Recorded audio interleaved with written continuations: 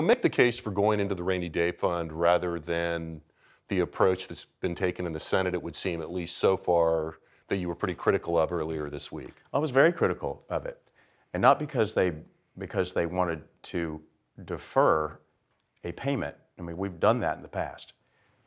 It's pretty well accepted as an option you can use. Now, you have to be careful with it and not defer too much or too many areas, because it's a bit of a, to borrow the old phrase from Senator Howard Baker, it's a bit of a riverboat gamble, because you have to come back and make up that money.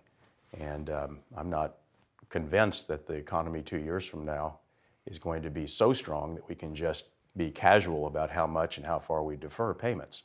But what I was really critical about in the Senate's approach wasn't that they were deferring a payment, but they were deferring and spending the same dollars.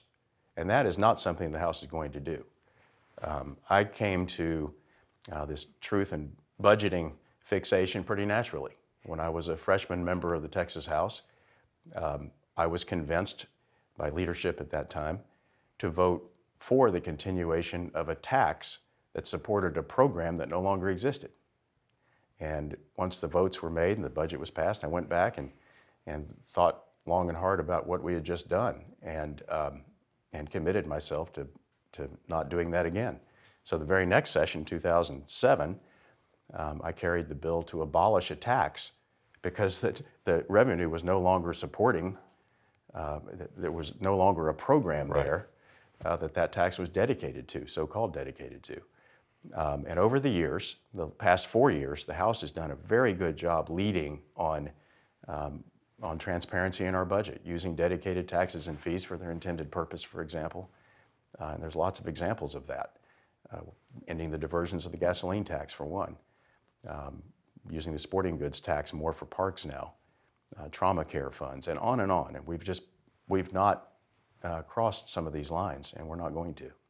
So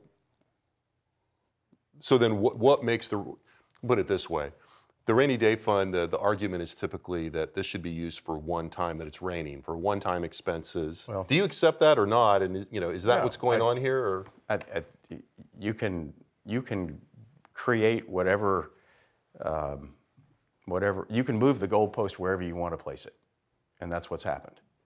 Because in the past, Republican leadership has used the rainy day fund when they've needed to.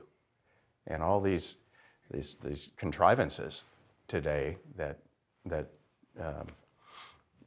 dictate when you can and can't use it, it's fine. You can sort of make it up randomly, and that seems to be what's happened. So why the resistance? Well, that seems so. Why the resistance this time? Is it something in the water? Is it? I mean, what's going on? I can only guess. Like many other these false definitions come out of some big donors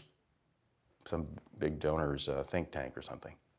So you think it's really, this is about political forces that are using these ideas. Sure. Yeah. I mean, to say that you can double count a deferral and spending, and that's okay, but using a modest amount of your savings is not, is a debate we're going to have later. And it's early. I mean, we'll work these things out. This isn't the first time the House and the Senate have had differences of opinions on budgeting, and we'll get to a good answer, I think.